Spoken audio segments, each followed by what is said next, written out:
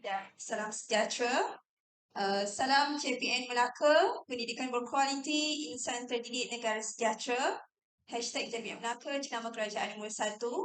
Saya ucapkan kepada yang berusaha, Sahaj Pentadbiran SK Bukit Rambai, Puan Siti Rafiah binti Mokhtar, Puan Nurhanida binti Omar, CPK Pentadbiran SK Tangga Batu, yang menjadi timbalan pengerusi bagi jawatankuasa program pada hari ini.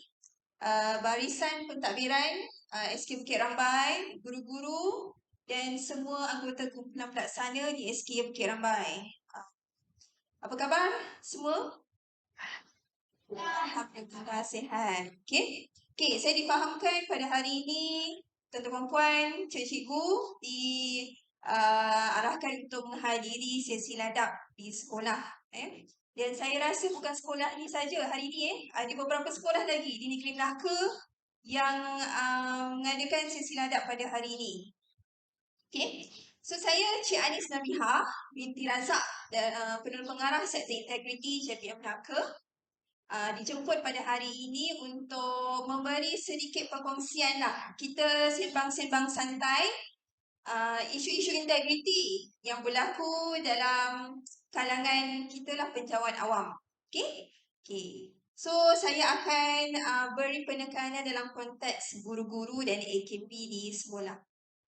Okey? So tajuk yang diberi pada saya ialah guru berintegriti tunjang kecemerlangan organisasi. Okay, so saya letak situ / guru / AKP berintegriti tunjang kecemerlangan organisasi.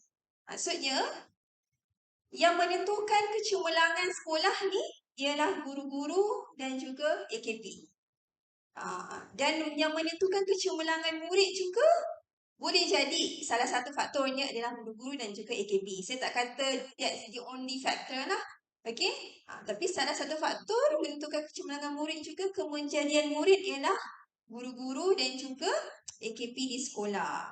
Okey, alright. So next.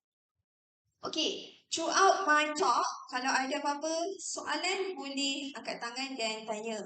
Okey, alright. Yang pertama adalah saya nak berikanlah sedikit perkongsian apa itu maksud etika dan juga integriti.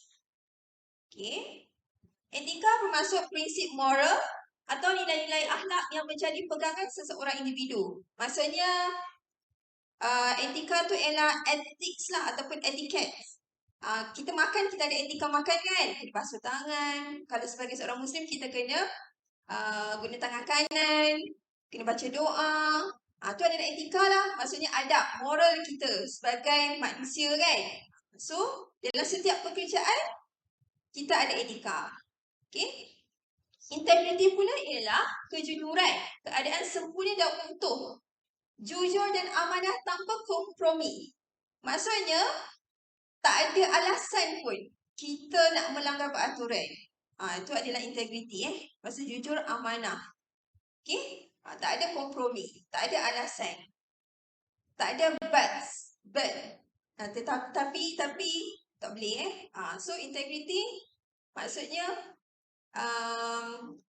kita ikut peraturan seadanya. Okay? Right, next. Yang tu lebih teori lah. Pada teori.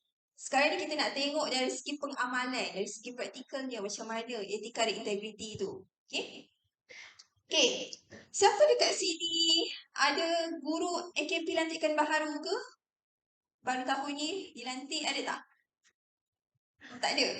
Sekolah ni tak ada kan? Okay. Ada? Okay, boleh tak saya nak tahu siapa? Boleh tak angkat tangan? Ke tak nak tunjuk muka? Tak nak mengaku? Okay, tak apa. So, siapa yang lantikan baharu mungkinlah masih ingat lagi aku janji penjawat awam, pegawai awam yang telah ditandatangan dalam, ada kan borang tu kan? Aku janji penjawat awam dari satu Akta Rahsia Rasmi 1972. Okay. So, dalam tu ada dinyatakan, okay, next. Semua ni lah. Saya tak nak baca satu-satu sebab panjang.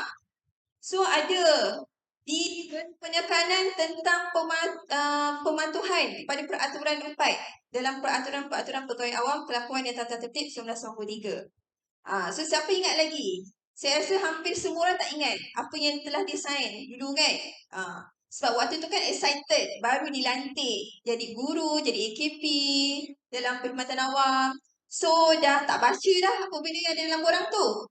Kita simply sign. Sama lah kan macam kita buat pinjaman, nak beli rumah ke apa kan. Kontrak tu tebal.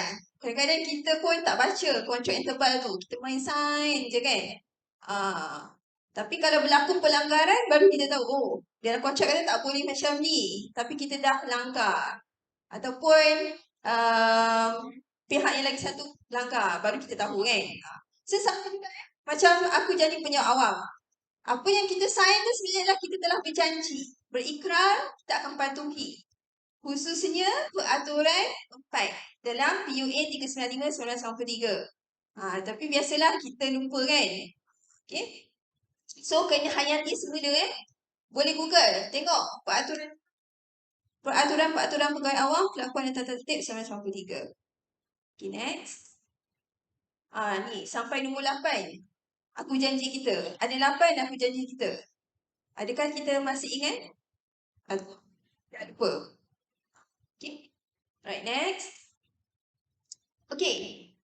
Ada soalan so far? Ada soalan ke?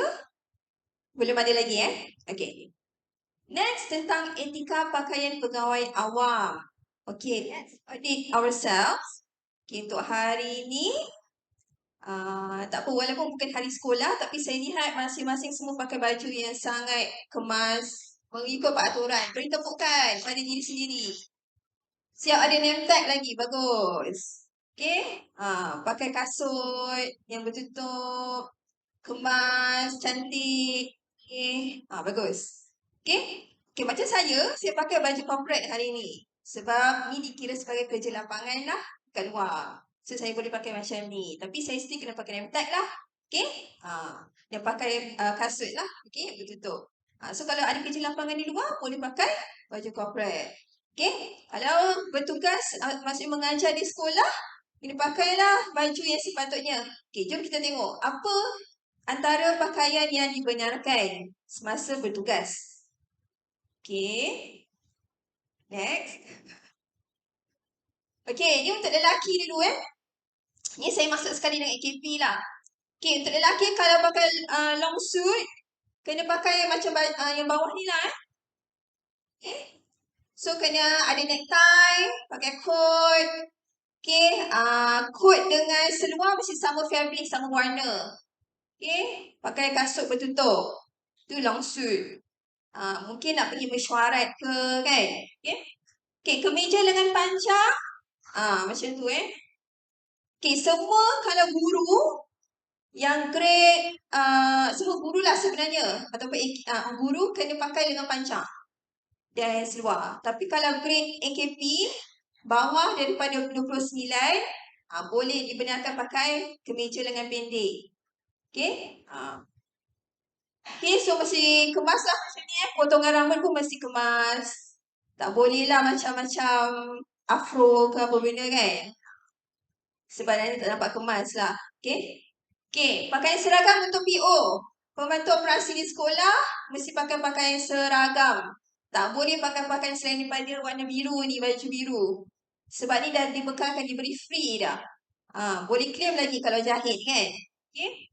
So, kena pakai. Tak boleh pakai pakaian lain. Kecuali apabila ada majlis tertentu. Mungkin dress code dia semua nak kena pakai baju batik. Bolehlah pada hari tu dikecualikan. PO yang pakai pakaian seragam setiap hari sepatutnya dibenarkan memakai pakaian batik. Okay, tapi other than that, in other times tak boleh. Okay. Okay, next. Saya rasa dekat sekolah pakai pakaian seragam hanya PO saja kan. Pemandu tak ada kan kat sekolah ni. Kalau ada pemandu pun kena pakai baju seragam lah. Okay. Ni pakaian batik untuk lelaki. Okay, pakaian batik adalah pakaian batik made in Malaysia. Corak tu tak kisahlah corak apa, tapi corak batik lah kan. Sebab batik Sarawak lain sikit, batik Terengganu lain, Kelantan, Mana lagi? Ada negeri-negeri tertentu lain-lain kan corak batik dia. Tapi as long as made in Malaysia, should be fine. Boleh pakai. Okay? Okay, ini untuk lelaki. Baju Melayu. Baju batik pakai pada hari apa? Betul. Okey, bagus. Maksudnya cikgu faham perkeliling tu. Okey? Wajib kena pakai baju batik pada hari Khamis. Okey. Baju Melayu. Okey, baju Melayu kena full suit macam ni Kena full. Kena ada samping, songkok dan okey, untuk butang dia ni, kuala dia tu kalau dalam perkeliling dia ada beberapa jenis lah. Tapi ni yang standard dan biasa. Okey, dipanggil apa? Cekak pusang, kan? Okey, cekak pusang. Okey, lepas tu pakai kasut kasut tutup. Okey, pakaian sukan bila ada waktu sukan dibenarkan. Tapi saya rasa ada perkeliling yang dia kata boleh dibenarkan lah. Maksudnya kalau hari tu hari sukan, bolehlah pakai satu hari tu. Kalau susah untuk kita tukar-tukar baju kan. Okay. So, untuk lelaki kena better nampak kemas, masukkanlah tie-in Okay. So, bercollar, pakai sport shoes. Okay. So, full set sports attire. Okay. Ni untuk lelaki. Okay. Ada soalan tak untuk lelaki? Ada soalan? Kurta. Okay. Dalam perkeliling ada sebut juga. Boleh dipakai yang berbentuk seperti dia tak sebut kurta, tapi dia kata bentuk seperti ni, Nehru. Nehru, cutting dia Nehru dan cutting Mandarin pun boleh. So macam kurta tu ada cutting macam Nehru atau Mandarin kan. So dibenarkan, boleh. Ustaz-ustaz kadang-kadang saya tengok ada pakai kan. Kurta dengan pakai swastik so boleh. Cuma saya nak beritahu kat sini sebenarnya kami di Sektor Integriti dalam pembikinan video untuk etika pakaian pegawai awam. Kita ada buat short movie lah.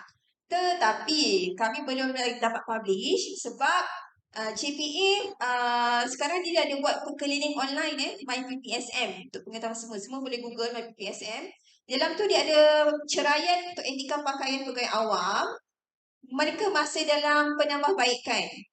So, saya tak boleh release video tu selagi mana JPA tak finalize etika pakai pegawai awam di MyPPSM tu lah. Okay. So, nanti bila dah release video tu, saya harap guru-guru dapat gunakan sebagai rujukan. Nak tahu boleh ke tak boleh pakai baju macam ni. Okay. Okay, next. Yang tadi untuk lelaki, sekarang perempuan. Kita tengok. Okay, baju kurung. Sekarang ni saya tengok cikgu-cikgu pun banyak cikgu kan suka macam-macam fashion kan. As long as baju kurung, it's acceptable lah. Okay, baju kurung kan banyak cutting dah sekarang. Style, ada kurung modern yang kurung Kedah lah, Kebarung lah tu. Apa lagi? Macam-macam kan. Okay, boleh lah. As long as sopan, tak mencolok mata, tak jarang, tak ketat, tak terbelah. Okay. Boleh lah. Sopan Sopan tu tafsirannya sangat subjektif. Okay. So, itu baju kurung.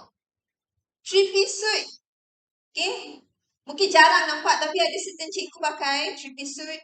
So, untuk three-piece suit, dia punya jaket dengan seluar mesti sama fabric, sama warna.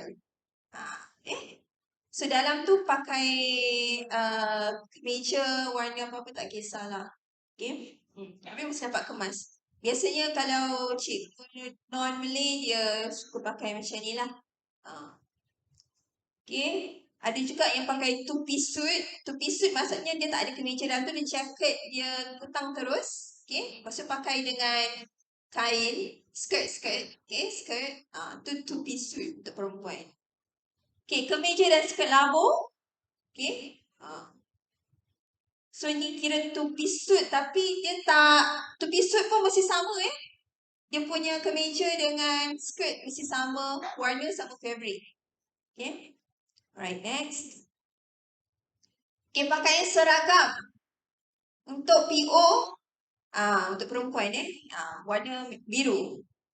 So, pembantu operasi atau mana-mana jawatan yang dibekalkan pakaian seragam wajib memakai pakaian seragam pada sepanjang masa bertugas. Tak boleh pakai pakaian selain daripada pakaian seragam. Kecuali macam tadi saya sebut, sekiranya pihak sekolah nak buat suatu program, ada dress code dan pegawai yang pakai pakaian seragam tu pun dilibatkan bersama, bolehlah. Dikecualikan pada hari tersebut saja. Okey. Okey, pakaian batik. Macam tadilah, made in Malaysia. Batik. Tak kisah apa-apa corak batik pun, tapi made in Malaysia. Sebab sebenarnya rasional di sebalik arahan pemakaian batik itu adalah untuk menggalakkan industri batik Malaysia. Menggalakkan pertumbuhan industri batik Malaysia. Sebenarnya lah. Okey, pakaian sukan untuk perempuan contoh macam ni lah. Okey. Okey. Ada soalan tak untuk perempuan? Okey. Boleh?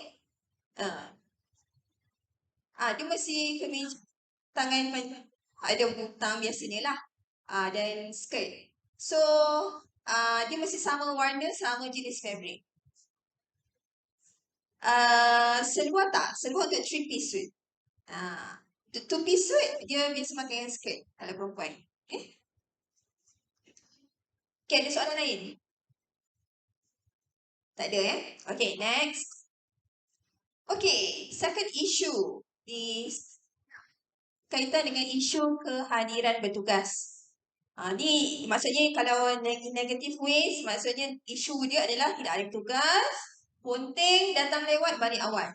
Okay, dia adalah, kalau untuk pengetahuan semua top case di KPM dan di seluruh Malaysia. Mana-mana kementerian, top case tata tertib adalah tidak ada bertugas. Saya telah terlalu banyak. Saya telah menguruskan banyak kes tidak ada bertugas. Okay, hello. Alright. Saya telah menguruskan banyak kes tidak ada bertugas selama saya dah 3 tahun lebih di sektor integriti. Ada kes tidak ada bertugas semasa. Maksudnya tahun ni dilaporkan sebab tahun ni kes tu berlaku. Ada juga kes tidak ada bertugas lampau. Kes sudah lama dah berlaku tapi tak pernah diambil tindakan. Baru sekarang ni Ketua Jabatan tahu dia ada kes. Sebab apa? Sekarang ni banyaknya macam berlaku macam tu sebab cikgu-cikgu dah naik pangkat. AKP dah naik pangkat. Ini dasar KPM untuk kenaikan pangkat, dia akan cek dulu. Di banyak sumber, selain daripada buku perkhidmatan kerajaan pegawai, di operasi, macam-macam lagi lah. Ada tak kes-kes integriti, isu-isu integriti melibatkan guru ni? Tak CRPH ke? Tak datang bertugas? Ponteng? So, dekat situ dia akan pick up dan dia akan hold dulu. You punya kenaikan pangkat. Okay? Dia suruh settlekan melalui tindakan dahulu. Barulah boleh proceed lah dengan kenaikan pangkat. Mungkin dalam masa yang sama dia akan proses juga kenaikan pangkat. Tetapi cara berbeza lah, manual. Okay. So dekat situ kena berhati-hati.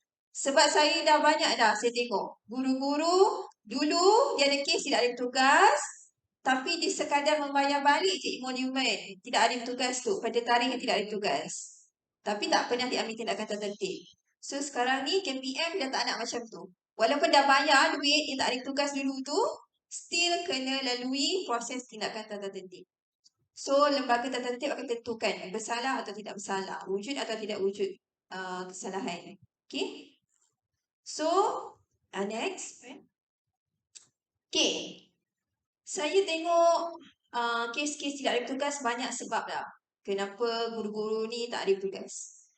Ada yang macam-macam lah. Disebabkan anak dia sakit. Dan guru-guru ada CRK 10 hari kan. Setiap tahun. Sebenarnya 10 hari tu kena proportionate untuk setahun 12 bulan kan ada.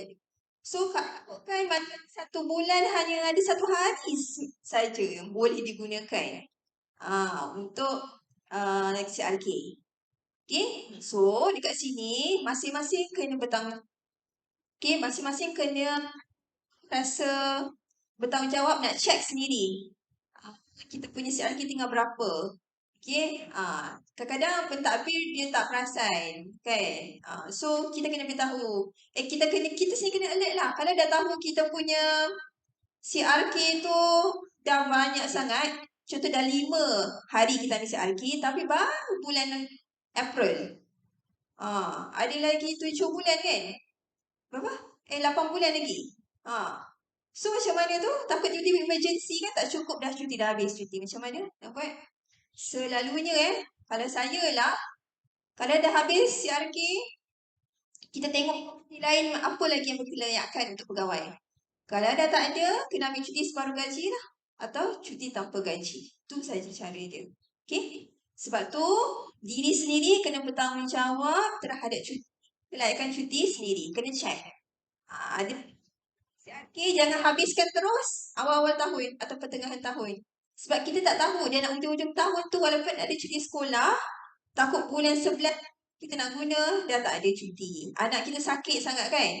Sakit, anak kita tu dah tak melayakkan untuk ambil cuti kuarantin. So macam mana tu? Nak guna cuti apa kan? So janganlah main-main dengan cuti. Kebanyakan kes macam tu lah. Dah habis cuti. So dia main ambil je cuti. Dah tak ada cuti berkelayakan. That's why dikira tidak ada bertugas. Okay? Okay.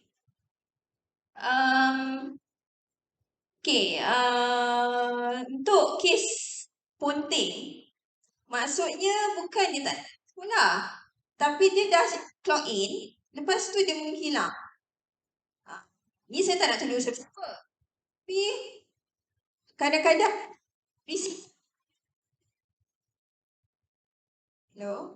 risiko untuk ponting ni banyak kepada PO. Tapi saya tak tuduh PO sekolah ni mungkin bagus, baik. Okay? Tapi maksudnya kadang-kadang ada ataupun risiko tu kepada guru yang kita minta dia hadir ke program di luar, latihan, bengkel. Okay? Mungkin dalam sebenarnya program tu hanya separuh hari. Tapi dia sampai ke hujung. Ni okey sikit. Okay, sampai ke hujung. Hello? Okay. Sampai ke hujung. Tak ada. Tak balik sekolah So kalau ada hal, boleh mohon kebenaran keluar pejabat. Di Hermes. Okay? Sekarang ni dah ada di Hermes. Tak nak lagi guna manual ni. Manual ni susah nanti kita nak trace apa-apa isu berlaku. Okay? So, mohon di Hermes. Kiranya ada keperluan untuk keluar pejabat, maksimum 4 jam. Dan satu hari tu maksimum 4 jam. Mohon di Hermes dapatkan kebenaran daripada ketua jabatan dulu. Baru boleh keluar. Kalau contoh tak sempat emergency, beritahu dulu melalui WhatsApp. Tapi right after that, terus apply dekat Hermes. Okay? Okay, saya nak tahu semua orang tahu ke cara nak guna Hermes? Selalu ke login Hermes masing-masing? Tahu sebab saya ada dapat maklumat. Bukan sekolah ni lah, sekolah lain. Ada guru yang tak tahu macam mana nak apply cuti dekat Hermes. So, siapa yang applykan cuti dia? Dia minta PT. Tak boleh lah macam tu. Okay, tu bukan tugas PT untuk applykan cuti untuk cikgu. PT dia ada banyak lagi tugasan yang lain. Masing-masing sendiri diri sendiri kena apply cuti. Okay, so dah tak ada alasan kenapa tak apply cuti dulu sebelum cuti, sebelum bercuti. Sebab Hermes tu boleh akses melalui phone pun. Okay. So, saya rasa masing-masing pun dah pernah buat juga kan. Buka dekat phone Hermes. Hermes 2.0. So, login macam biasa, username, password. Dan boleh apply dan cuti terus. So, dekat mana-mana pun kita berada, kita tak ada alasan untuk tidak boleh memohon cuti sebelum bercuti. Okay. Dan pastikan dah mohon tu ataupun sebelum mohon beritahu dululah penyokong dan pelulus yang kita nak cuti. Sebab especially guru-guru, cikgu kan kena mengajar kelas. So isunya kalau tiba-tiba tak hadir, tak ada orang relief kelas, tu nanti cari masalah lain. Kalau contoh pelajar cedera waktu PDP tu guru tak ada, boleh diambil tindakan tata tertib. Sebab kecuaian. Okay?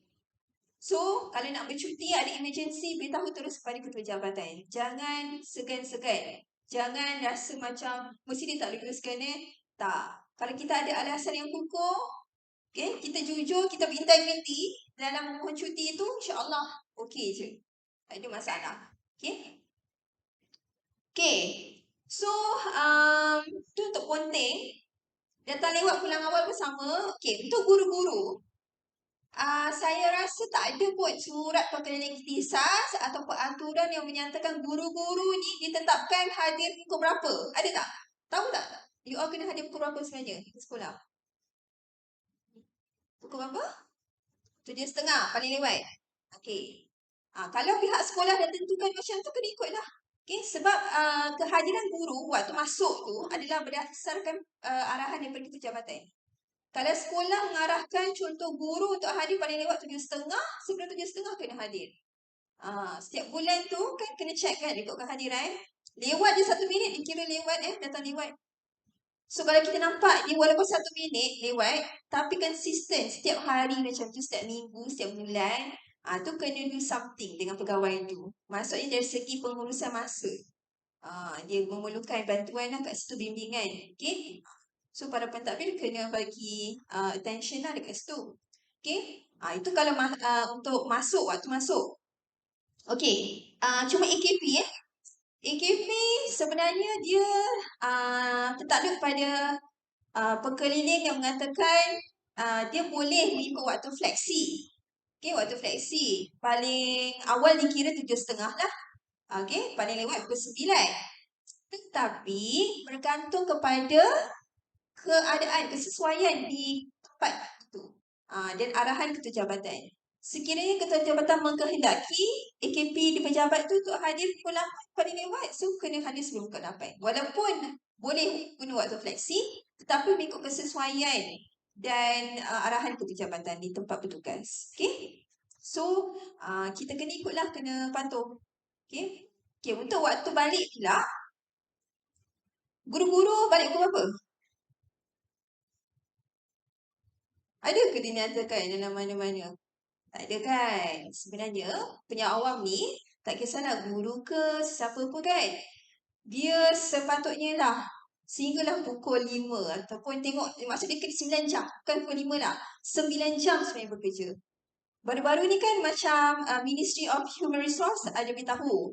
Dia dah kurangkan kepada 45 jam per week. Tetapi itu untuk private sector lah sebenarnya Tapi sebenarnya 45 jam per week tu, 45 jam seminggu tu telah dipraktikkan dalam perkhidmatan awam pun. Kalau ikut 45 jam seminggu, kita ada 5 hari bekerja, 1 hari 9 jam sebenarnya, termasuk waktu rehat 1 jam. Kita punya waktu bekerja yang dibayar gaji setiap bulan tu sebenarnya adalah untuk 9 jam sehari sebenarnya Tetapi untuk guru ni kita fleksibel lah juga kan.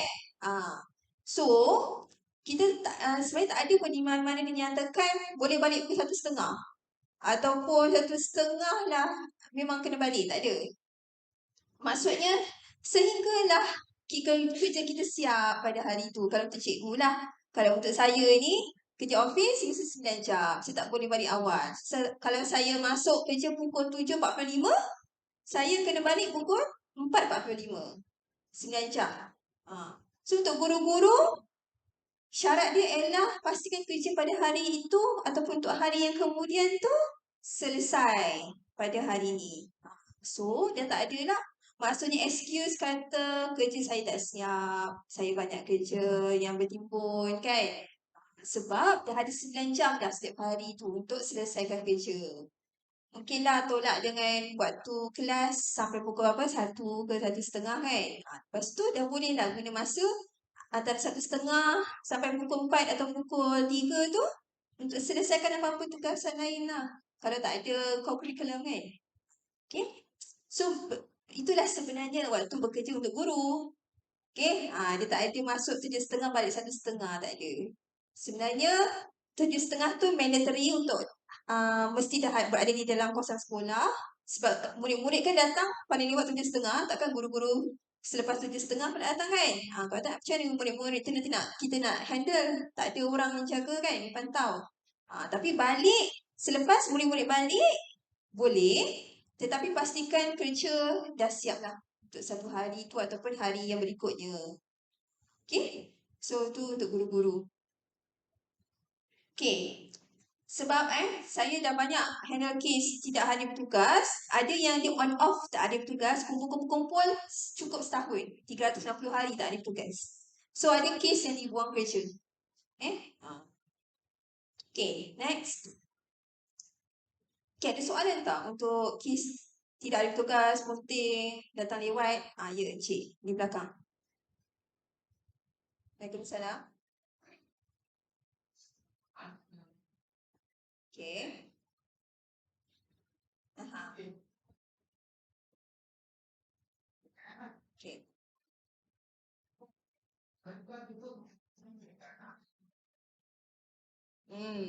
Terima kasih soalan tu. Okay. Untuk cuti kuarantin sebenarnya dia owner dia. Kalau untuk yang lebih arif lah tentang isu cuti ni adalah unit perjawatan dan perkhidmatan serta semua manusia lah di jabatan. Tetapi sepaham saya kedua-duanya boleh selagi mana dia punya awam. Tetapi bilangan cuti tu tertakluk dia maksimum 5 hari.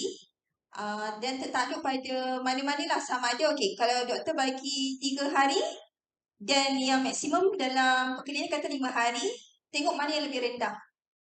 Kita ikut mana yang lebih rendah. Kalau 3 hari doktor bagi cuti kuarantin tu, so 3 hari je lah MC tu, MC anak kita tu yang kita boleh gunakan sebagai cuti kuarantin. Tak boleh ambil 5 hari. Kalau doktor bagi 7 hari, yang kita boleh ambil hanya 5 hari saja. Okay. So sebenarnya tak kisahlah dua-dua orang pun boleh ambil je. Sebab setahu saya kebanyakan awam ni dia bertugas di tempat yang berbeza. Tetapi kalau kedua-dua suami isteri tu bertugas di tempat yang sama, unit yang sama, bahagian yang sama, sekolah yang sama, sepatutnya tak boleh lah dua-dua. Kan? Salah seorang lah.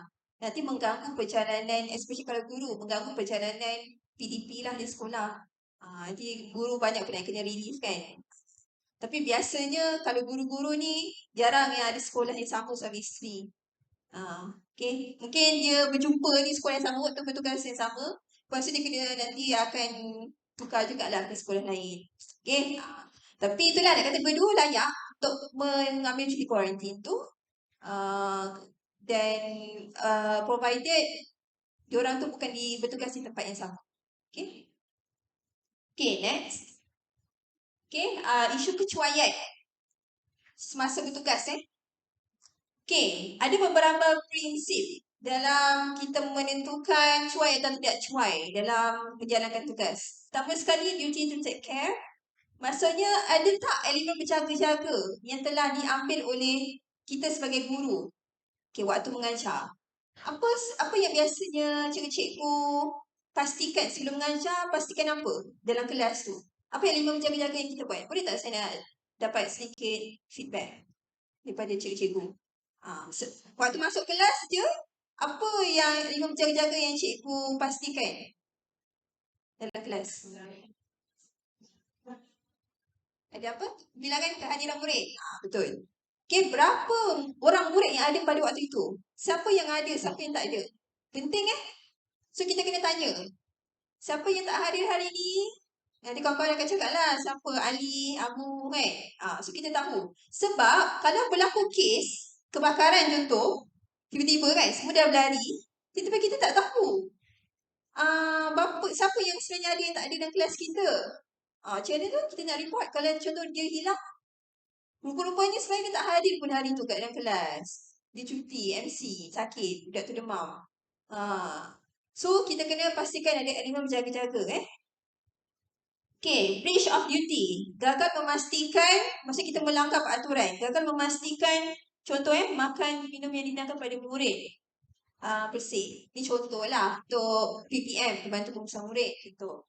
Apa lagi? Pelanggaran yang mungkin dilakukan oleh cikgu.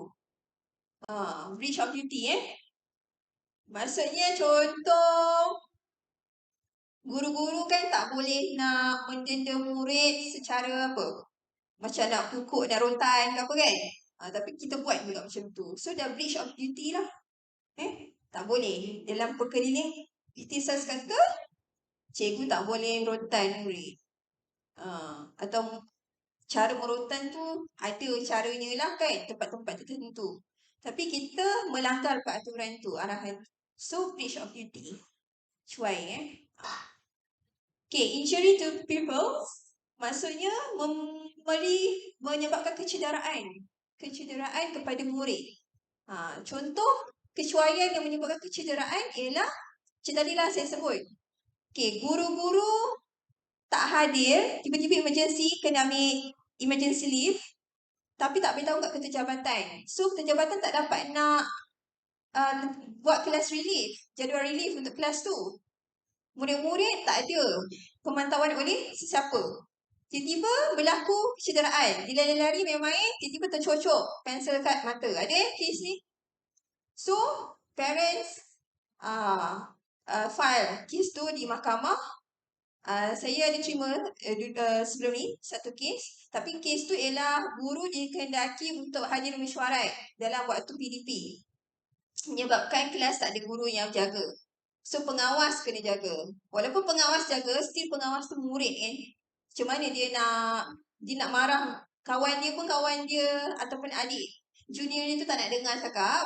So, main lari-lari, tercocok lah pensel kat mata, cedera, walaupun tak buta tapi cedera lah.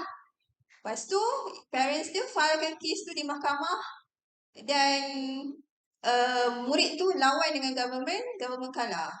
Murid tu menang lah dalam pembicaraan kes tu. So, kerajaan kena bayar ganti rugi. Sebabnya ialah berlaku elemen kecuaian. Kecuaian oleh guru. Bukan guru tak masuk kelas tu. Guru yang buat, yang mengarahkan ada mesyuarat lah dalam waktu PDP. So, tak boleh Itu satu kes tu. Ada lagi satu kes lain. Guru tak sihat. Dia pergi datang ke sekolah tapi tak sihat. So, dia duduklah tidur kejap dalam kereta. Dah dia tak sedar, dah start dah kelas dia. So, waktu kelas dia tu berlangsung, tiba-tiba murid ni bergaduh antara dia orang. Patah tangan salah seorang tu. Dah patah tangan. So, macam mana tu? Dia parents nak report polis. Kan? Tu adalah disebabkan kecuaian guru lah. Dah sakit, lepas tu tak beritahu ketua jabatan. Duduk dalam kereta. Walaupun tak larat macam mana pun, at least kena call atau WhatsApp. WhatsApp pun tak apa lah. Kalau call tak jawab, pengetua ada mesyuarat ke ada hal lain, so WhatsApp. At least nanti dibaca. Okay? Ataupun beritahu kawan. So, bila dah jadi macam tu, macam mana? Cikgu tu kena tindakan tata tertib. Okay? Sebab cuai. Okay? So, proximate cause, maksudnya kaitan rapat antara tingkah laku dan kecederaan yang dialami. Okay. Bila kecederaan tu berlaku pada murid, sebelum tu ada tak kita buat sesuatu untuk mengelakkan diri kita ni didakwa cuai, menyebabkan murid tu cedera? Contoh kita dalam kelas, kadang-kadang ada 30 orang murid depan kita kan. Setiap orang tu macam-macam ragam lah Karina. Ada yang baik dengan kata, dia yang degil, tak nak dengan kata berapa banyak beritahu pun. Still bising, lari-lari dalam kelas. Okay. So, kita kadang-kadang tak perasan kita tengah mengajar guide seorang pelajar ni, pelajar yang lain tengah bermain kan, lari. Tiba-tiba terjatuh dan cedera, luka sikit pun kan. So, sebenarnya sebelum kita mengajar tu, apa yang kita buat? Kita ada remind tak students kita? Okay, masing-masing duduk tempat masing-masing, jangan berlari, jangan buat bising, jangan pegang objek yang tajam, yang boleh memberi kecederaan pada kawan-kawan dan diri sendiri. Ada tak kita sebut macam tu, remind? Kalau kita ada remind, sekiranya berlaku kecederaan, kita terlepas sebenarnya. Sebab kita dah ingatkan murid-murid. Tapi walaupun kita dah ingatkan murid-murid, waktu kita buat tu, waktu kita PDP tu, adakah kita hanya fokus pada seorang ataupun kadang-kadang kita jelingkan dekat orang lain, okey ke tak? So, benda-benda tu, tingkah laku kita dalam kelas akan ada kaitan dengan kalau kecederaan berlaku lah. Adakah kita dah ambil tindakan awal? Apa proactive actions kita? Ataupun kita tak buat proactive actions tu, so kecederaan berlaku, memang salah kita lah. Solely salah kita. Tapi kalau kita dah ambil tindakan awalan, ingatkan, pada masa sama kita tengok sekeliling kita, jeling-jeling sikit. Murid-murid kita ni jangan just fokus pada seorang ni je kan. Yang kita nak ajar dia ni, nak guide dia. So, risiko untuk kita dikenakan tindakan tertentu tu mungkin kurang. Okay. So, guru-guru kena bear in mind lah semua ni Okay. So, dalam hal ni, kecuaian ni, dia adalah tanggungjawab pegawai dan penyelia juga. Pegawai, macam tadi yang saya dah explain apa tindakan perlu dia buat, cikgu apa patut dia buat. Penyelia, CPK ke, kan, pentadbir pun mesti sentiasa lah juga membuat pemantauan dalam kelas. Penyelia guru ni. Kalau selalu dengar cikgu ni je yang selalu ada aduan, murid-murid komplain, dia tengok handphone je. Biasa saya tengok handphone, tak tahu tengok apa kat dalam handphone itu. Sampai murid-murid tanya angkat tangan lama pun tak nampak kan. So yang tu kena beri perhatian lebih. Okay, untuk ni tak apa nanti saya masukkan dalam isu yang seterusnya. Ada satu benda yang saya nak beri penekanan jugalah. Okay, next. Okay, ada soalan tak untuk kecuaian? Tak ada Alright. Okay, untuk ingkar perintah. Okay, untuk ingkar perintah ni next. Okay, ingkar perintah ni dia sangat luas. Sangat very broad. Konteks ingkar perintah ni. Sebarang pelanggaran, ketidakpatuhan pegawai awam terhadap mana-mana peraturan atau arahan, tak kisah arahan peringkat atasan atau peringkat dalaman, ataupun surat perkenan ikhtisas, boleh dikategorikan sebagai, ditafsirkan sebagai ingkar perintah. Okay? Contoh kat sini, membantah atau melawan pegawai atasan atau penyelia. Biasanya penyelia, pegawai atasan, pentadbir memberi arahan tu untuk kebaikan bersama, kebaikan organisasi. Tak ada dia suruh benda yang tak sepatutnya, bertentangan dengan peraturan, tak ada. So kalau kita melawan, contoh pentadbir meminta guru-guru untuk hadir pada hari Sabtu ini untuk sesi ladang. Dah keluarkan surat kan dalam rasmi. Tapi guru sengaja tak nak hadir. Tak boleh. Itu dikira ingkar perintah. Tetapi kalau ada sebab-sebab tertentu, contohnya anak sakit, diri sendiri tak sihat, bolehlah tak hadir. Tetapi untuk tidak hadir itu perlulah dengan cara yang betul. Maklumkan pada kita jabatan secara bertulis sehari sebelum. Okay. Maksudnya cara yang berhikmah lah. Jangan terus tak hadir seolah-olah macam kita nak memprotes kan, atau tak bersetuju dengan arahan tu, tak boleh. Okay. So, okay, kucing pun dah miau tu. Okay. Dia setuju ke tak setuju tu? Okay. So, contoh ni contoh. Okay, tidak menyediakan rancangan pengajaran harian ke sama. Boleh dikira ingkar perintah. Sebab dalam Akta Pendidikan tahun 1996 Akta Pendidikan. You all tahu tak Akta Pendidikan tahun berapa? Akta Pendidikan semua cikgu mesti kuasai Saya bukan cikgu.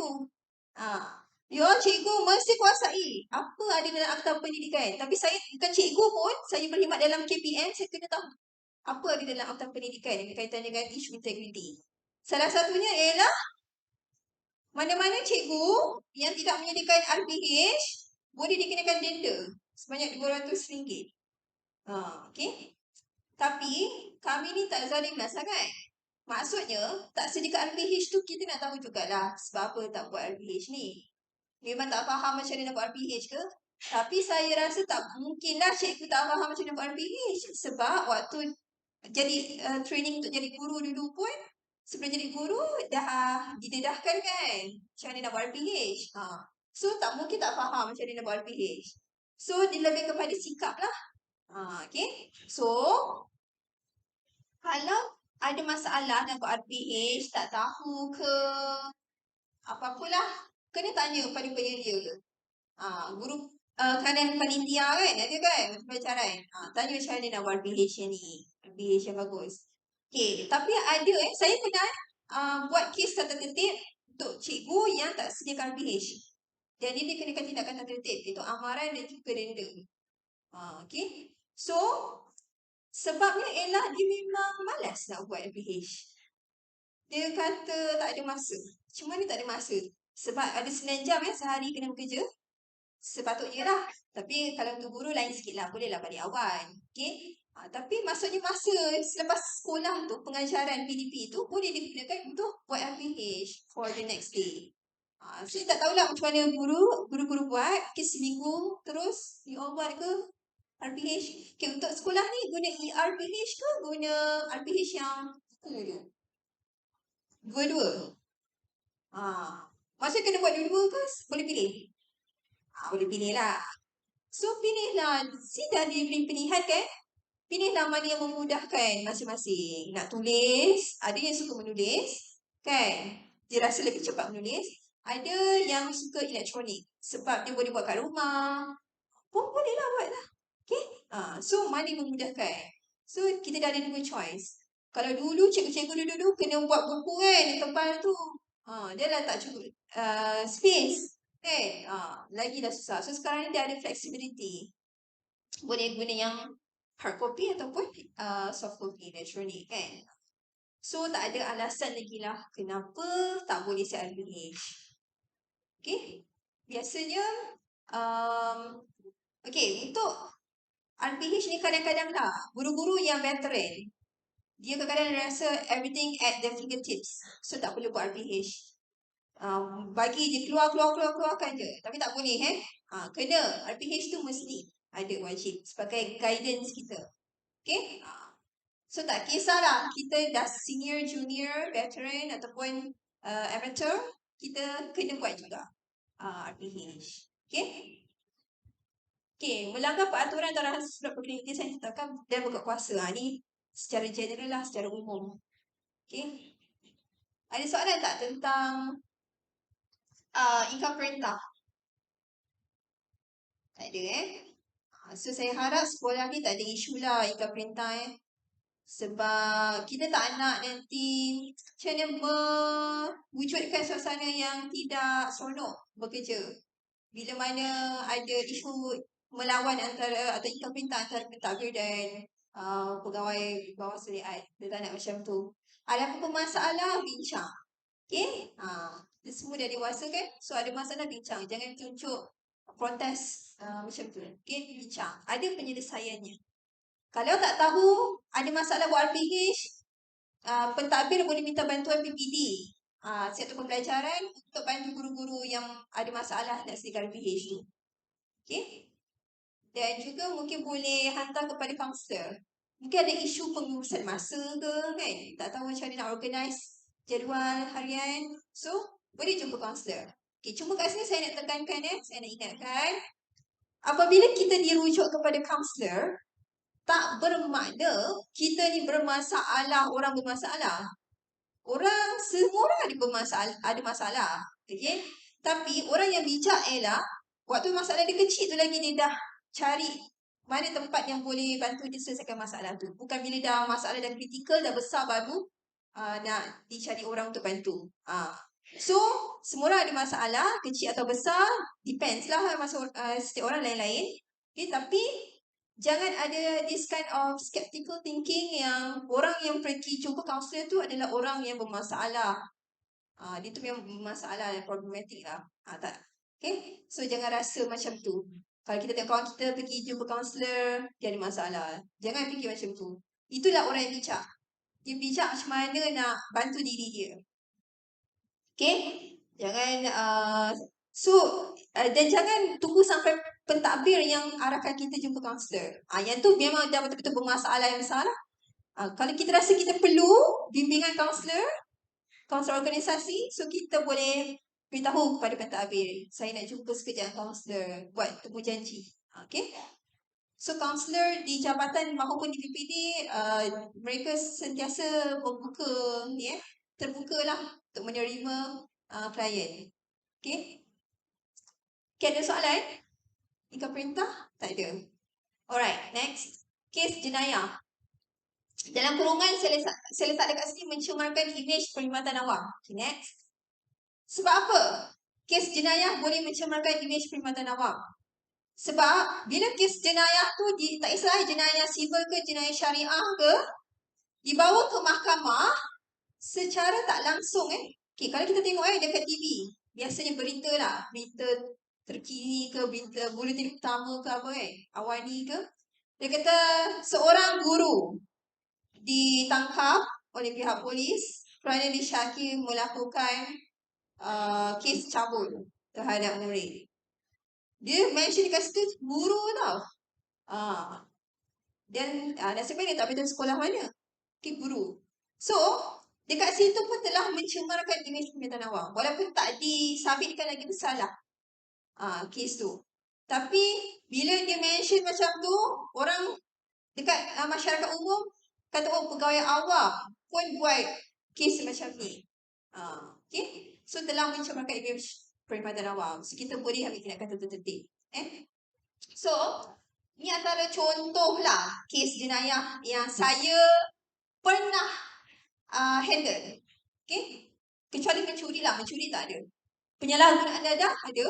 Okay. Kes dia ada dua. Sama ada tangkapan AADK ataupun tangkapan polis.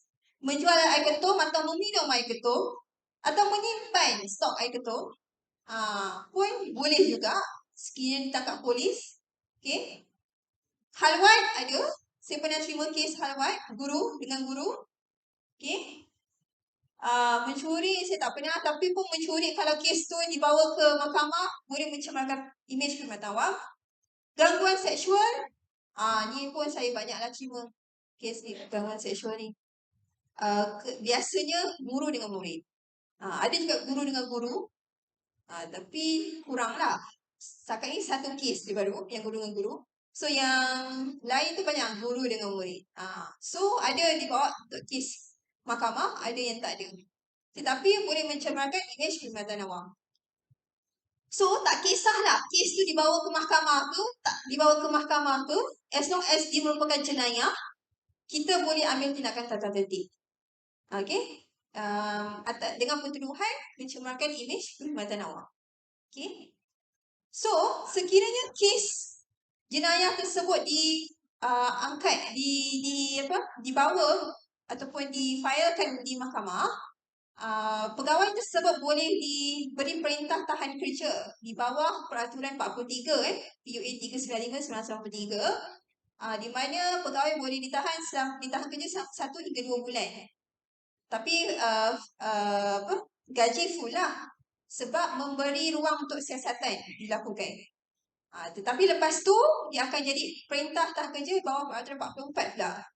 Okey, ditahan kerja gaji antara 50 hingga full. 50% hingga full lah. Bergantung pada pihak berkuasa tata tertib. Okey, iaitu sementara menunggu pertuduhan di mahkamah. Prosiding di mahkamah bermula. Bila dah mula prosiding, okey, sementara menunggu sabitan di mahkamah, kita akan gantung kerja pegawai pula di bawah peraturan 45. Okay. So, ni adalah prosedur lah. Prosedur kes jenayah khususnya melibatkan prosiding mahkamah. Okay. So, kita ada beberapa kes yang masih lagi ongoing. Okay. Jadi, dekat sini saya ingatkan pada guru-guru dan juga AKP, janganlah libatkan diri dalam mana-mana kes jenayah. Walaupun kes tu dibuat di luar sekolah, di luar waktu bertugas, sekiranya dilaporkan pada ketua jabatan, kita dapat tahu, kita boleh ambil tindakan tata tertib. Ada yang jiran dia dapat tahu, dia tu simpan air ketum. So, call polis, polis serbu rumah dia. So, memang ada lah. Itu memang dia simpan air ketum yang banyak.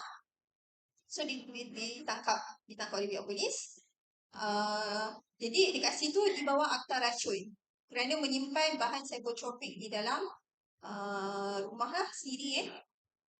So, tengok. Walaupun dia buat di luar kawasan sekolah, di luar waktu bertugas, tapi bila ditangkap, masih boleh diambil tindakan tata tertib. Okay. Okay, ada soalan tak? Isu ni, kes jenayah. Tak ada Okay, next. Melakukan pekerjaan luar. Okay. Sekarang ni kan cikgu, bukan cikgu je. Kebanyakan pegawai awam, macam-macam bisnes dia buat. Jual tudung, jual shekli, jual apa lagi? Kuih lah. Apa? Kuih.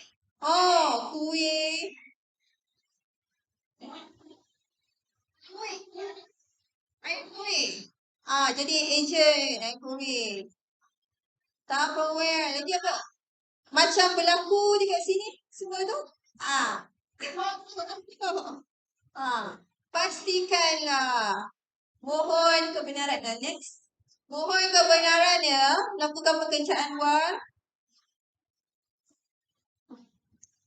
Beli tak apalah. Yang menjual tu lah. Pastikan dapat kebenaran bertulis daripada pihak berkuasa yang melulus. Okey, ni syarat dia. Bila dah dapat kelulusan, kebenaran melakukan pekerjaan luar tu, kerja tu tak boleh dibuat waktu bertugas. Cikgu jangan waktu rehat, tak ada kelas, layan customer kat handphone. In fact, waktu tu sebenarnya boleh buat RBH tu. So, tak ada alasan tak siap RBH. Jangan melayan customer. Lepas tu, tidak menjelaskan prestasi awak sebagai perkhidmatan awam. Jangan disebabkan kerja luar tu menyebabkan kerja tak siap. Apa lagi? Waktu dalam kelas pun asyik tengok phone. Tak boleh menjelaskan prestasi. Tidak bercanggah dengan kepentingan perkhidmatan awam. Kerja kita tu menyebabkan kita kena asyik cuti je. Tak boleh lah. Nak jumpa klien kat luar, tak boleh ataupun kita menggunakan peralatan di sekolah, komputer sekolah, wifi sekolah untuk kerja luar kita. Pen, kertas, tak boleh. Nak print out kan. Guna account canva.com. Sekolah kan mungkin dia bayar, dapat yang pro punya. Guna tu untuk buat poster, iklan bisnes kita. Tak boleh lah. Itu duit sekolah kan. So, tak boleh bercanggah dengan kepentingan perkhidmatan awam. Dan tidak boleh melebihi 4 jam seminggu untuk kerja. Kerja luar tu. So, pandai-pandailah bagikan seminggu tu. Sepatutnya waktu 7 minggu, okey lah. Tetapi mesti dapat kebenaran dulu daripada pihak berkuasa lulus. Jadi syarat-syarat yang kena patuhi lah. So, kena tengok cikgu kita para pentadbir. Okay, so kena balance kan. Boleh tak salah nak part-time job. Ada part-time job, nak dapat side income. Tapi mesti cara yang betul. Procedure. Dan seimbangkan antara bisnes, keluarga dan kerja. Sekarang ada 3. Biasanya orang work and family kan. Tapi sekarang work ni tu dah bagi 2 dah. Satu yang hakiki, satu lagi yang side income. So kena pandai lah balance kan. Okay. Itu saya tak, macam kita tak halang pegawai awam untuk ada part-time job. Tapi ikutlah prosedur dan peraturan yang ditetapkan. Okay. Ada soalan tak? Dalam pekerjaan luar. Tak ada Tapi saya tahu setiap sekolah mesti ada lah cikgu yang kerja luar ni. Dia buat bisnes. Mesti ada. Okay, next. Keterbentakan kewangan yang serius. Okay, next. Okay, mungkinlah dengan kerja luar tu dapat mengurangkan risiko berlakunya keterbentakan kewangan yang serius dalam kalangan guru-guru dan akademik. Tetapi ada juga yang lagi banyak duit, lagi dia berhutang banyak. Sebab lagi dia nak hidup mewah kan. Salah satu faktor saya pernah handle kes ni. Bankrupt. Cikgu bankrupt Sebab kita tahu guru grade berapa, gaji berapa kita dah tahu dah. Tak perlu nak tipu. Tak perlu nak beritahu gaji saya berapa. Grade 41 berapa, grade 44 berapa. Sebab kita dah ada jadual dah. Kita tahu kenaikan tahunnya berapa. Maksimum gaji untuk grade ni berapa kita dah tahu. Tetapi bila kita tengok gaya hidup dia sangat mewah. Guru grade 41 tapi bawa kereta Mercedes. Okay, Mercedes tu atas pinjaman nama sendiri. Okay, kalau kita tengok background family pula.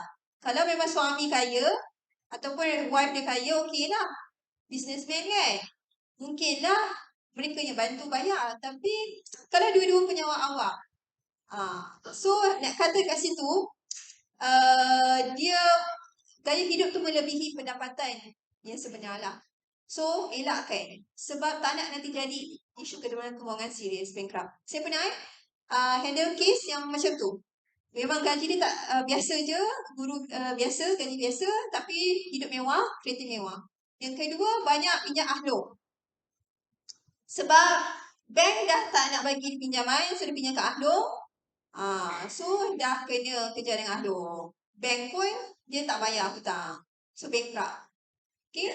Ada juga yang bankrupt disebabkan tertipu. Kena dengan scam. Scammer tipu dia dia percaya sangat, buat bayaran beribu-ribu, buat hutang sebab nak beli something lah. Ataupun I'm not sure apa dia punya exactly issue dia tu. Tapi macam tu lah, dia kena tipu dengan scammer. So nak bayar tu dah tak ada duit.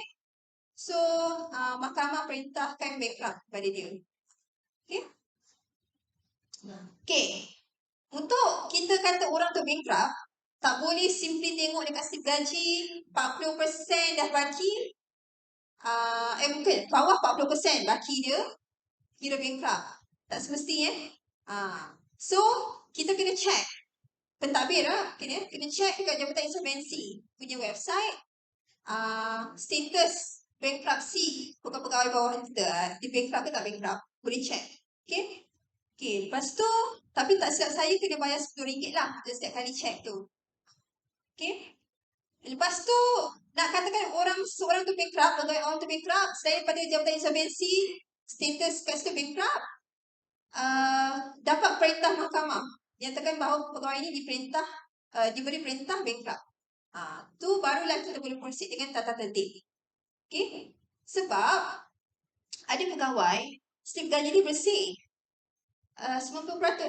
Dah tolak dengan cukai lah pendapatan dia. Rupanya yang dekat luar slip gaji tu yang banyak hutang. Okay. So tak terbayar yang tu. Susah juga. So biasanya pentadbir akan tahu bila dah dapat surat daripada mahkamah menyatakan dia bankrupt, ataupun bila nak masukkan gaji bulanan kat cikgu ni, tak boleh masuk. Sebab akaun semua telah dibekukan oleh Bank Negara. Siapa yang bankrupt, akaun bank dia akan dibekukan oleh Bank Negara. So barulah tahu rupanya dia diisytihar bankrupt. Biasanya macam tu. So elakkanlah daripada berlaku kebankruptan atas diri kita. Dia susah. Dia lah nak bayar hutang, betul ke dia tak tertib lagi. Okay.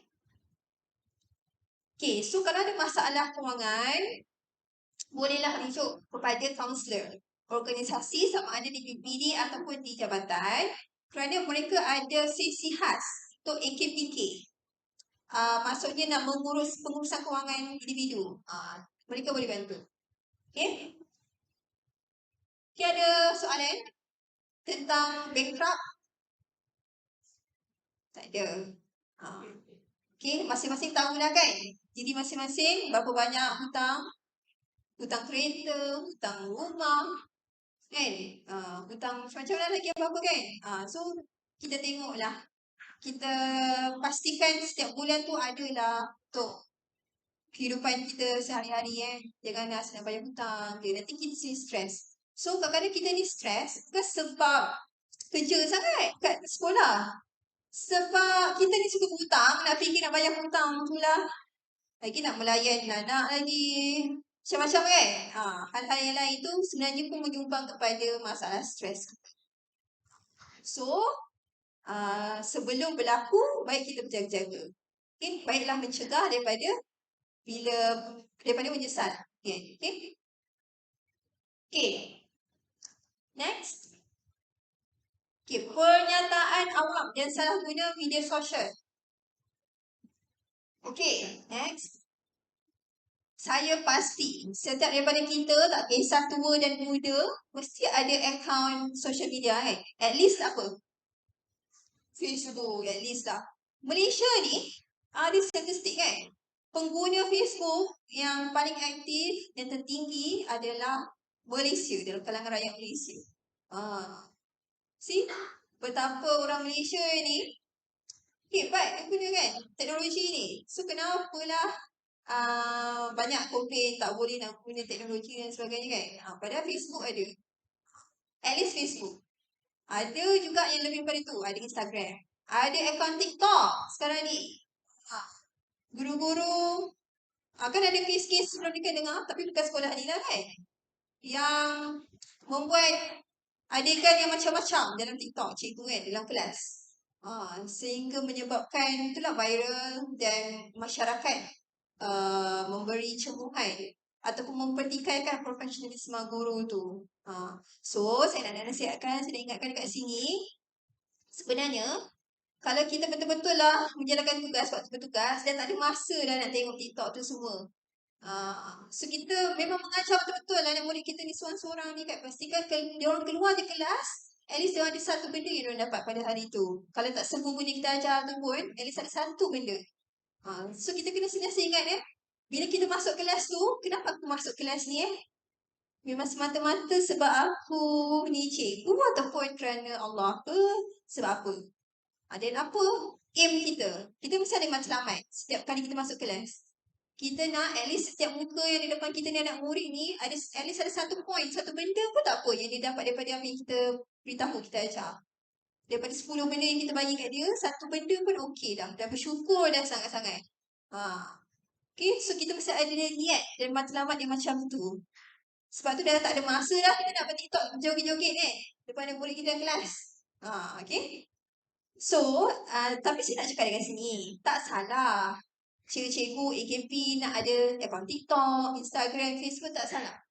Cuma, jangan gunakan waktu bertugas, guna waktu luar bertugas dan jangan berlebihan, melampaui batas. Nak berjoget sikit-sikit tak apa. Tapi kalau over sangat tu, nanti masyarakat cakap, macam ni ke cikgu? So dah ada persepsi negatif pula. Susah kita nak ubah ni. Kalau orang masyarakat ni dah ada persepsi macam tu susah. Netizen sekarang kan macam laju dan cepat kan. Okay. So dia viralkan benda tu. Padahal mungkin niat kita lain waktu tu. Kita tak berniat pun nak berlebihan. Tapi diorang tafsiran diorang tu berbeza. And tafsiran masyarakat tu di luar kawalan kita. So elakkanlah daripada melampaui batas di social media. Boleh rujuk garis panduan penggunaan media sosial guru dan murid. Ada dekat laman YKPM. Atau Google dekat search box Google Chrome pun ada. Garis panduan penggunaan media sosial guru dan murid. Ada So dekat situ dia ada bagi guideline. Macam mana nak guna media sosial. Okay. Penyataan awam. Itu tentang penggunaan media sosial. Tapi boleh jadi juga kesalahan memberi pernyataan awam ni dalam penggunaan media sosial. Contoh Menteri Pendidikan memberi arahan dasar baru dalam pendidikan.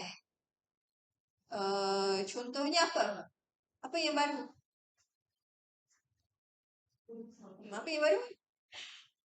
Ada tak? Okay, kalau dululah sebelum ni menteri yang sebelum ni kata pemakaian kasut hitam dalam kalangan murid Okay, so tu arahan dia dasar lah pada ketika itu dan sampai hari ini masih dipraktikan. Jadi kita ni sebagai pengguna media sosial jangan kita mengulas dasar tu. Kita ada yang tak setuju kan. Tapi tak setuju dia tu, cara dia tu sangat orang kata agresif. Sehingga mengeluarkan kata-kata kesat, mengkritik lah kan, pihak-pihak atasan. Tak boleh, di social media tak boleh macam tu. Boleh kalau ditangkap, screenshot dia orang punya posting tu dan komen-komen bawah tu boleh diambil tindakan tertentu. So tu dikira membuat pernyataan awam. Melainkan kalau dah dapat kebenaran daripada menteri yang berkenaan mengeluarkan pernyataan tu, barulah kita boleh buat ulasan. Tapi ada ke macam tu sampai macam tu kan? Kita nak meminta kebenaran daripada menteri itu untuk membuat ulasan. Dan siapa kita nak membuat ulasan? So tak perlulah membuat ulasan di media sosial. Cukuplah sekadar berbincang macam ni je lah.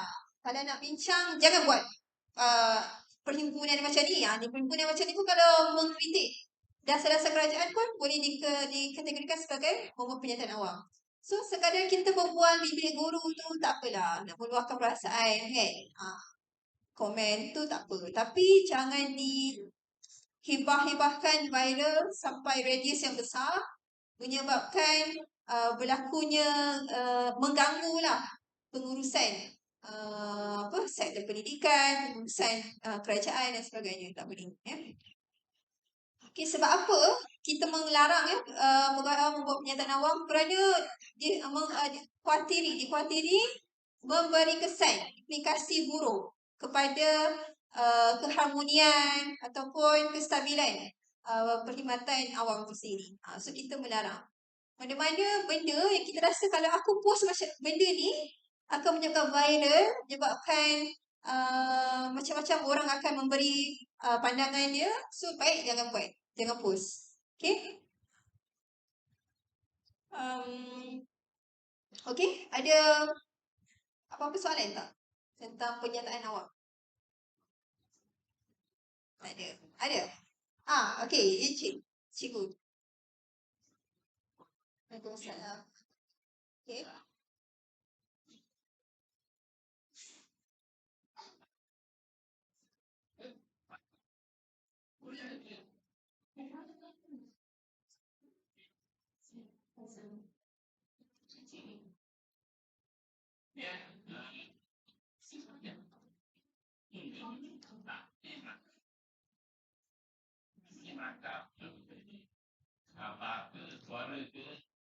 Tapi bila kita tengok yang kita dengar, undang-undang perlu dilaksanakan dan tindakan apa itu dibenarkan. Jadi kita sekarang apa data sedangkan kita macam mana?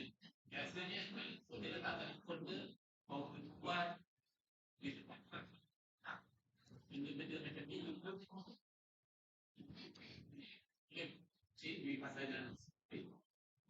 Okay. Ada soalan ni tentang isu rakaman suara ataupun video antara guru dan pihak sekolah dan juga ibu bapa yang menyebabkan isu masalah anak murid lah. Anak murid dan guru ke. Okay. So, adakah dibenarkan rakaman tersebut dibuat? Okay, sebenarnya kes tu masih dalam siasatan. So, saya tak boleh nak... Kes tu kami maklum lah. Kami dah terima kes tu. Masih dalam siasatan, so kami tak boleh nak membuat ulasan untuk kes yang berkenaan sebab saya tahu kes tu apa. Cuma, saya setahu saya tak ada digazetkan ataupun dinyatakan di mana-mana tak boleh ada rakaman di premis kerajaan. Tetapi sepatutnya secara etikanya sesiapa yang nak merakamkan perbualan melibatkan orang lain, bukan diri dia sendiri, dia mesti dapatkan kebenaran daripada orang yang berkenaan. Boleh tak saya nak rakamkan perbualan kita? So, kena ada permohonan kebenaran macam tu lah. Okay? So, sekiranya dia buat tanpa kebenaran pihak yang lagi satu, bolehlah menimbulkan isu. Okay? Cuma dalam kes ni saya tak boleh nak mengulas lanjut lebih sebab masih dalam siasatan. Itu je. Cuma dalam konteks yang rakaman tadi tu perlu mendapatkan kebenaran lah sepatutnya daripada pihak yang lagi satu untuk merakamkan perbualan tersebut. Bagi tujuan apa? Sebenarnya kedua pihak pun boleh. Pihak sekolah sendiri pun nak rakamkan pun boleh. Tapi kena dapatkan kebenaran. Beritahu pada pihak yang lagi satu. Okay, perbincangan perbualan kita pada hari ini kita akan rakamkan bagi tujuan apa? Kena nyatakanlah secara jelas. Supaya nanti tak ada isu yang macam ni lah. Dia kata sorok-sorok rakaman untuk kepentingan sendiri dan sebagainya. Tapi itu yang boleh saya komen lah bab rakaman tu. Okay, sebab saya pun sendiri pernah terlibat dengan perbincangan antara pihak jabatan dengan juga guru di sekolah. Ada isu integriti.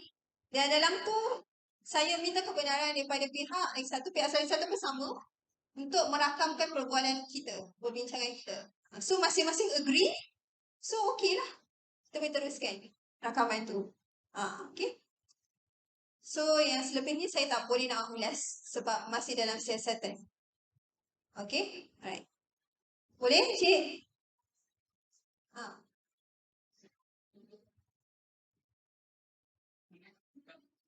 Sebab ni pintu masuk ada okey. Tidak mana. Adakah itu dibenarkan? Macam pelajaran kita benda yang kita anggap yang ada tambah pakar. Dekat sekolah putih pakai. Ya. Pada saya, benda tu memang tak ada dinyatakan di mana, tetapi sekiranya pentadbiran sekolah memikirkan benda tu perlu, boleh je dibuat begitu. So, pelawat yang masuk sekolah dia kena patuhilah larangan tersebut. Okay. Dan sekiranya mereka bertanya atas sebab apa, so kita kena jelaslah dengan objektif kita buat macam tu kenapa. So, kita boleh terangkan kepada mereka.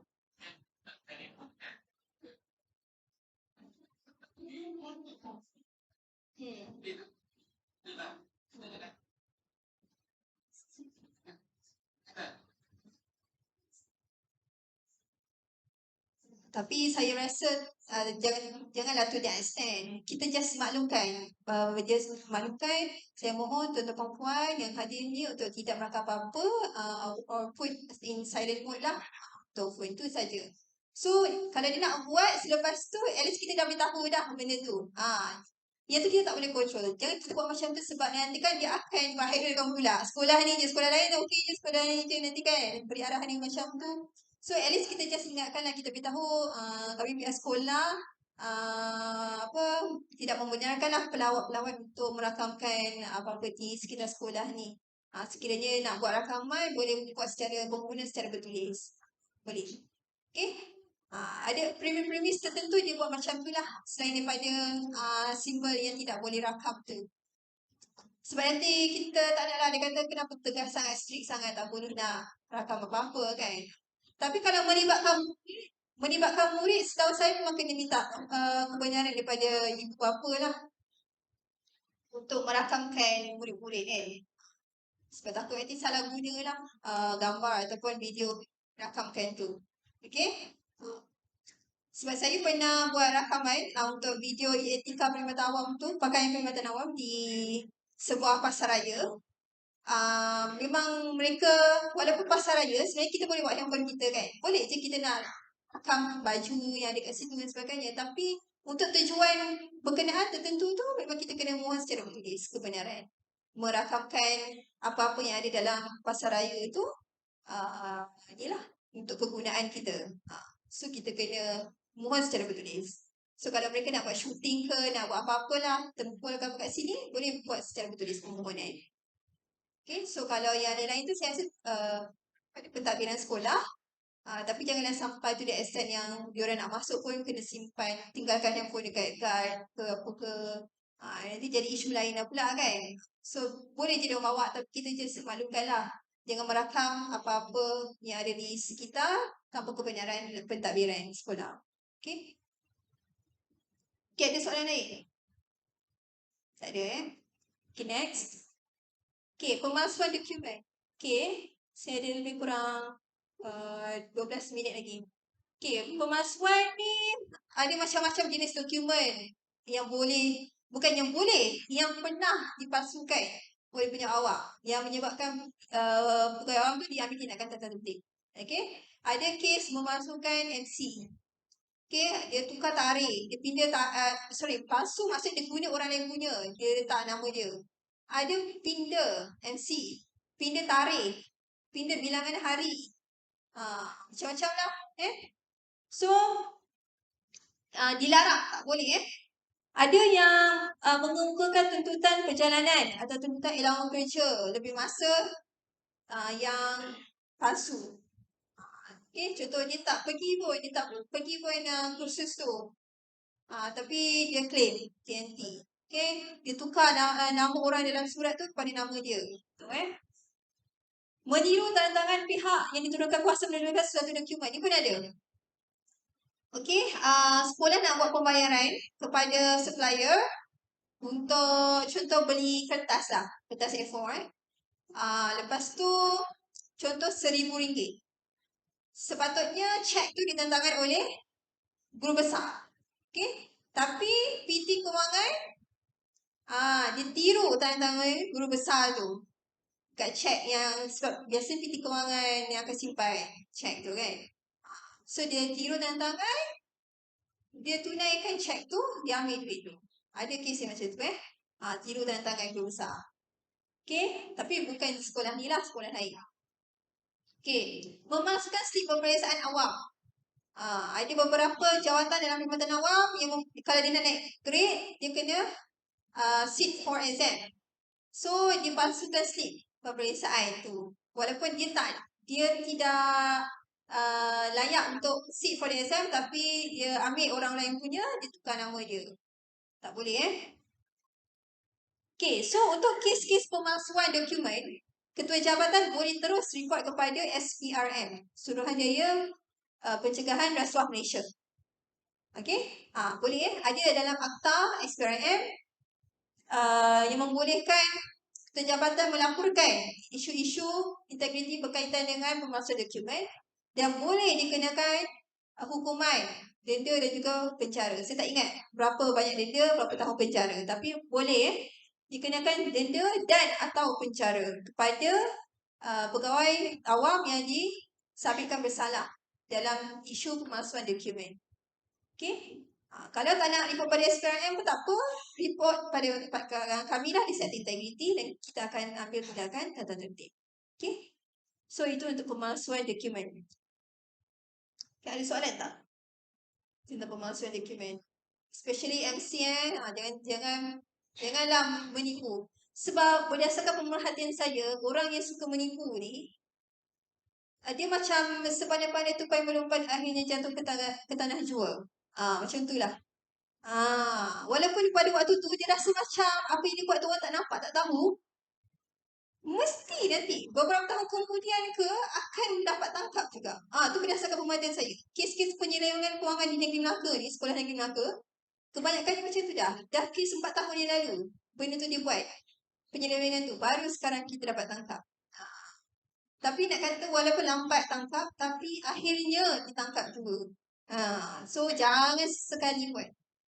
Okay? Tak kisahlah apa pun jawatan kita, AKP, PT kewangan ke, guru ke, pentadbir ke, pegawai di jabatan ni ketika di PPD tak. Jangan sesekali buat.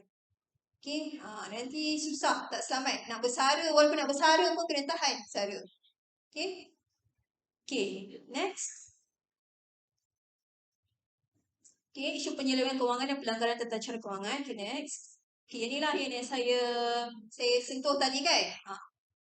Antaranya meminda dokumen kewangan. Okay. Boleh dikira ada yang meminda sebab dia nak ambil duit tu. Macam tadi lah. Ada yang meniru tanda tangan.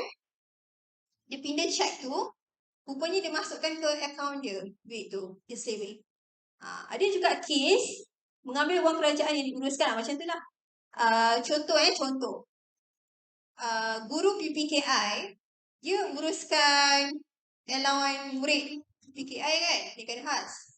Ni bukan sekolah ni lah. Sekolah lain. Sebab duit tu diberi macam langsam macam tu.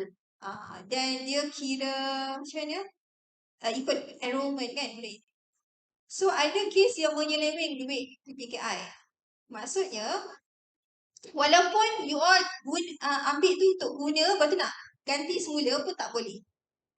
Tak boleh pinjam macam tu. Duit kerajaan dia tak boleh.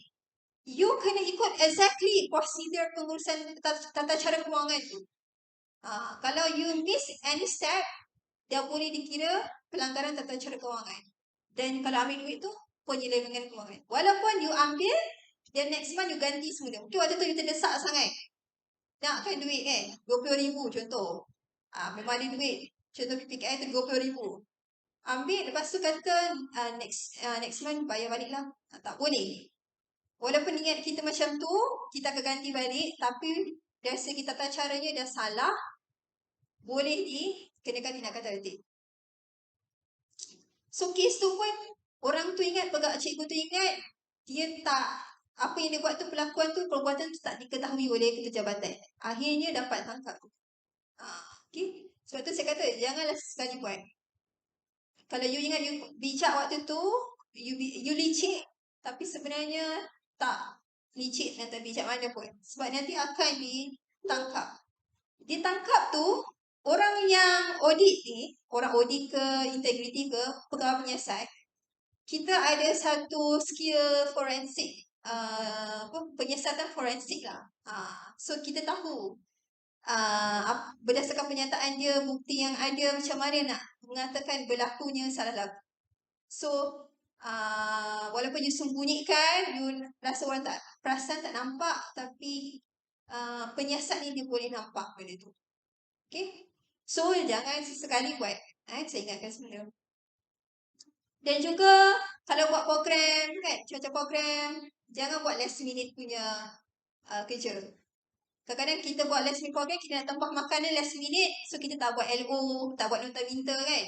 Tak boleh. Itu dah melanggar tata cara kewangan. Dalam kewangan, dia strict. Arahan perbendaharaan ni strict. In fact, dia ada time frame lagi. Nota minta kena diberi kepada kewangan, contoh seminggu sebelum event. So, kena patuhi time frame tu. Okay, deadline tu. Tak boleh main suka hati je. Okay?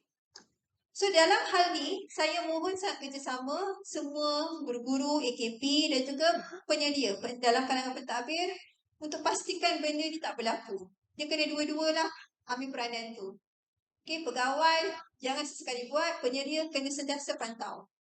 Okay, sebab ada isu di sekolah yang berlakunya penyelewengan kewangan sebab semua benda PT dia yang buat. Pentadbir tak tahu, tak ambil tahu kan. So, dekat situ PT tu dah rasa macam dia ada veto power.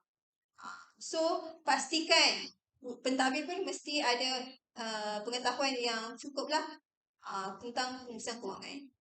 Okay, saling berkata bekerjasama. Okay, kita kena saling memantau lah, menyelia. Kalau tak tahu, tanya. Tanya kalau dalam sekolah, okay, guru tanya pada pentadbir contoh atau PT tentang isu perkhidmatan. Okay, sekiranya tak faham. So, sekiranya pentadbir ataupun PT di sekolah kurang maklumat tentang perkara tu, boleh rujuk kepada PPD ataupun JPN. Okay, jangan biarkan macam tu. Nanti masing-masing buat fahaman sendiri, so dah ikut benda yang salah lah. Okay, ada soalan tentang penyelewengan kewangan dan pelanggaran tata cara kewangan? Okay, cik. Salam.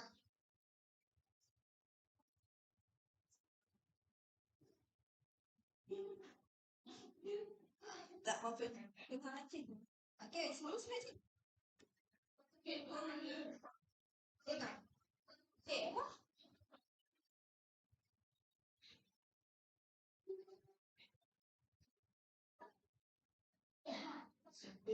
Oh, okay. Personal lah, personal account.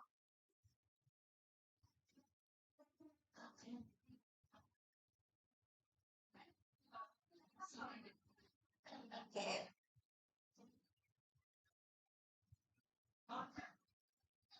Okay. Setahu saya, dalam perolehan kerajaan, kita biasanya guna EP lah, e-perolehan. Okay, dalam tu kita akan ada at least 3 sebut harga lah. 3. So, boleh je dalam 3 mana-mana tu, dalam kalangan kawan kita, kalau dia masuk kan, EP tu. So, nanti kita akan tengoklah yang mana yang menempati kita punya kriteria spek kita. Kita pilih sebagai kita ikut bekal lah yang final. So, dia mesti ikut proses tu. Tak boleh simply seorang tu je yang kita terus ambil. Walaupun ada seorang tu kawan kita, boleh dia nak masuk. Tapi kita kena ada lagi yang lain untuk masuk sekali. Barulah ada orang kata, barulah fair lah. Tak boleh simply dah pick lah. Apa tu? Tak boleh. Okay, bagus lah soalan tu Okay, so kena jelaslah dengan prosedur yang sepatutnya dalam pengurusan kewangan. Okay, so saya harap tuan-tuan dan puan jelas dengan apa yang saya sampaikan hari ini. Sekiranya ada lagi benda yang tak faham, ragu, okay, Encik di belakang. Okay, kuat sikit Encik. Okay, ataupun datang ke depan lah. Okey.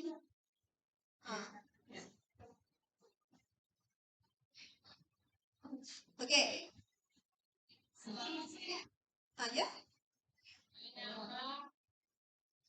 Assalamualaikum Cik Nabiha. Saya nak tanya satu soalan berkaitan dengan kecuaian tadi. Maaf dah terlepas jauh kan. Jadi berkaitan dengan kecuaian tadi, yang diterangkan oleh Cik Nabiha tadi berlaku kepada seorang guru kan. Dia 3 minit je, betul tak? 3 minit dia duduk dalam kereta, berlaku perkara yang tak diingini di kelas dia. Jadi apa pendapat Cik Nabiha seandainya kalau seorang guru tu kelas dia dekat ujung sekolah, masa kedua ialah di hujung sekolah. Saya kalau umur dah 50 takut jalan makin slow kan. Jadi saya rasa perjalanan antara hujung ke hujung tu makan masa. Bila berlaku satu perkara yang tak diingini, apa yang boleh melindungi seorang guru tu? Itu saja. Okey, soalan kaitan dengan pengurusan kelas lah. Okey, yang pertamanya pada pandangan saya lah, sekiranya kelas tu back to back, maksudnya kita ada kelas sekarang and waktu seterusnya pun kita ada kelas tapi jarak tu jauh. So, boleh mohon kerjasama dengan guru yang dah baru habis kelas yang kita akan masuk tu untuk tunggu sebentar lah.